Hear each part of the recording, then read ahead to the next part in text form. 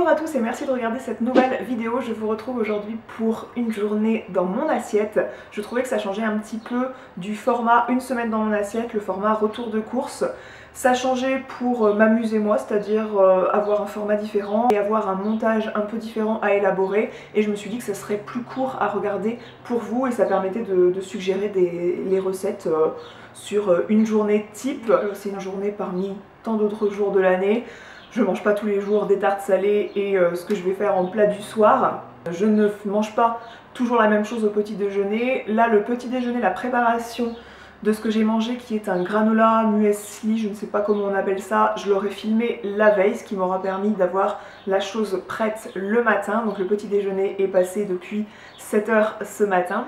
Oui, j'ai appelé cette vidéo What I Eat in a Day en anglais parce que c'est ce qui marchera le mieux en termes de mots-clés. Et si je mange un avocat sur du pain de mie, et ben j'appellerai ça avocado toast parce que c'est la mode. Non, je déconne, je me moque volontairement de mes congénères YouTube, mais moi-même je fais partie de cette immense mascarade. Il est 10 h.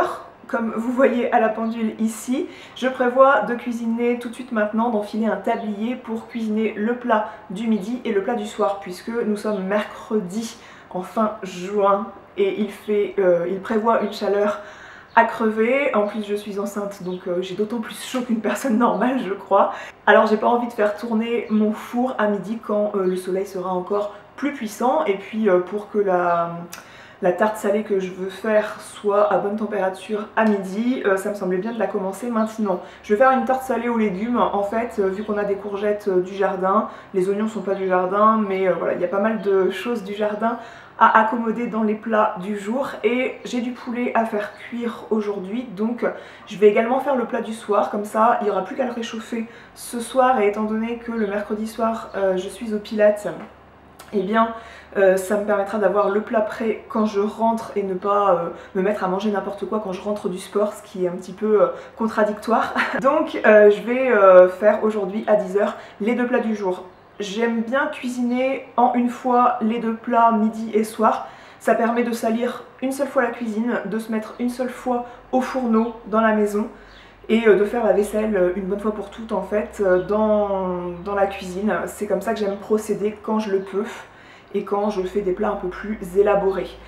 Bien sûr, comme je disais, je ne mange pas toujours comme ça tout au long de l'année, tous les jours, mais je voyais pas l'intérêt de vous montrer une journée ce que je mange aujourd'hui en vous montrant que je me posais dans un restaurant et que je commandais à la carte. Je voyais pas l'intérêt que vous me voyez ouvrir une boîte de conserve ou un paquet de surgelés.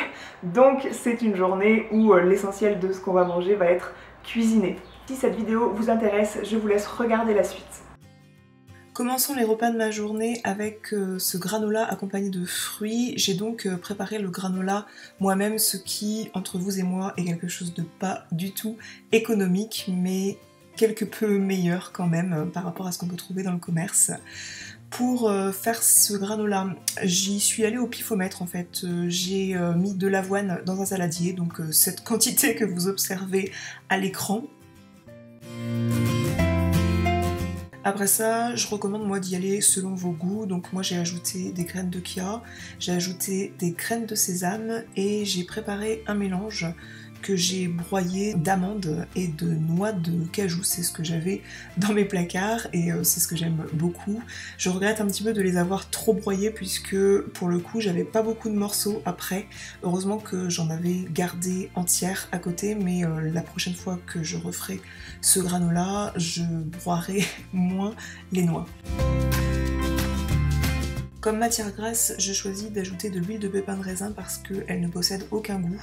Il m'arrive de faire ce granola avec de l'huile de noix de coco pour donner un goût de noix de coco, mais là je n'avais pas envie de cet arôme. Donc j'ai choisi l'huile de pépin de raisin et j'ai ajouté à mon mélange d'avoine et de noix à peu près 8 à 10 cuillerées à soupe d'huile de pépin de raisin.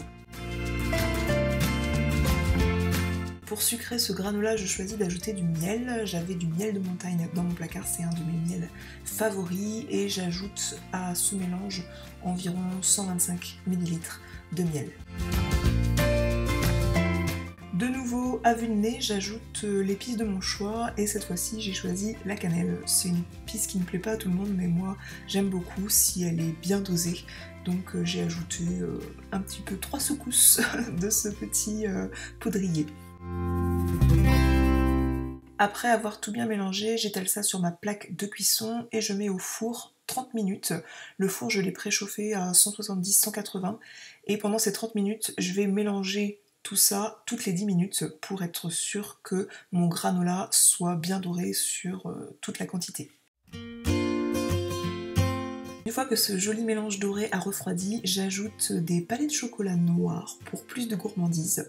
Vous pouvez ajouter à votre convenance des raisins secs par exemple ou des abricots secs. Là, j'avais envie de chocolat noir. Je mélange bien le tout et je place ça dans un pot hermétique qui me permettra de garder ce mélange une bonne quinzaine de jours.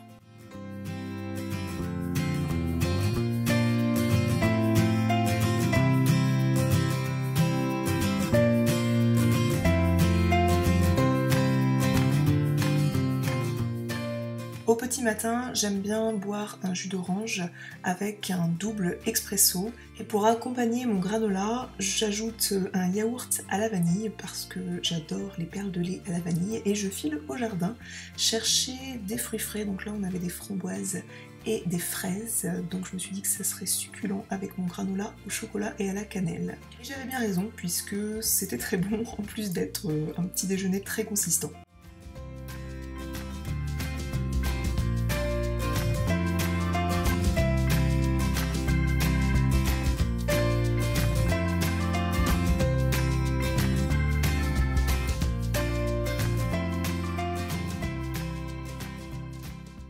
En cuisine, on se retrouve ensuite à 10h15 pour préparer le repas du midi, donc cette tarte salée aux légumes sans viande et cette poêlée de riz avec du poulet et les mêmes légumes. Je vais donc lancer les deux en même temps, suivez-moi, parce que tout va être fait en simultané. Je lance d'abord la cuisson du riz, je mets un verre de riz pour 3 verres d'eau et je laisse cuire la chose 10 minutes dans l'eau bouillante. Je lance la préparation de ma pâte brisée, 175 g de farine, 85 g de beurre et un filet d'eau que je fais au robot Kenwood parce que ça se fait en 5 minutes. Pendant que ma pâte brisée repose et que mon riz finit de cuire, j'émince un oignon blanc et je coupe mes petits légumes en dés. Donc je prends une demi-grosse courgette du jardin avec 2 poivrons, un rouge et un jaune et je saisis tout ça dans de l'huile d'olive, je les fais bien revenir et ensuite avec un couvercle sur la poêle, je laisse cuire les légumes pendant 10 minutes. Bien sûr, je sale puisque les courgettes en plus boivent bien le sel et je poivre mais vraiment un tout petit chouïa. À ce stade-ci, mon riz a fini de cuire, je mets mes aiguillettes de poulet dans un tout petit peu d'huile et je les fais cuire à la poêle et je préchauffe mon four pour la tarte salée à 180 degrés pour 35 minutes. Il est maintenant temps, pendant que les légumes cuisent, d'étaler ma pâte et de foncer le moule à tarte. Donc la quantité que je vous ai donnée avec une pincée de sel, hein, je n'ai pas dit mais j'ajoute une pincée de sel dans cette pâte, et bien ça comble ce petit moule à tarte parfaitement. Je ne précuirai pas cette pâte puisque le tout cuit très bien ensemble, ça donne pas une pâte crue à la fin, elle n'a pas besoin d'être blanchie. Je prépare ensuite l'appareil qui viendra recouvrir les légumes dans ma tarte, c'est-à-dire 200 ml de crème fraîche et 3 œufs. Une fois la tarte recouverte d'emmental râpé en quantité parce que j'aime bien ça, eh bien je l'enfourne pour 35 minutes à 180 degrés. Pendant que cette tarte salée est au four, je reprends ma poêlée de légumes, enfin ce qu'il en reste en main pour faire une poêlée de riz avec du poulet. Donc j'ai gardé la moitié des légumes que j'avais préparés, j'ajoute le poulet que j'ai cuit, j'ajoute le riz qui est cuit aussi. Et la petite touche finale, c'est d'ajouter 200 ml de crème fraîche. Encore une fois, vous pouvez mettre de la crème de soja. Comme je suis enceinte en ce moment, je limite tout ce qui est préparation au soja. C'est pas hyper recommandé. Et j'ajoute pour le goût, pour faire quelque chose de différent, du curry.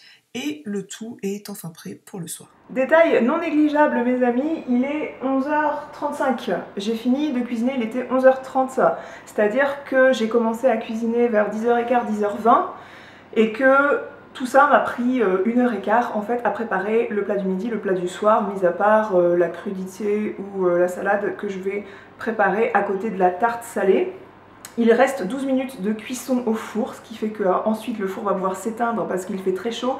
Étant donné que j'aurai plus besoin de la lumière pour filmer, je vais baisser les volets pour que la chaleur ne rentre pas trop dans la maison. Considérez donc que la préparation de ces deux plats prend 1 heure à tout casser parce que moi j'ai pris du temps à placer la caméra dans les bons angles et tout, donc ça rallonge un petit peu le temps de préparation.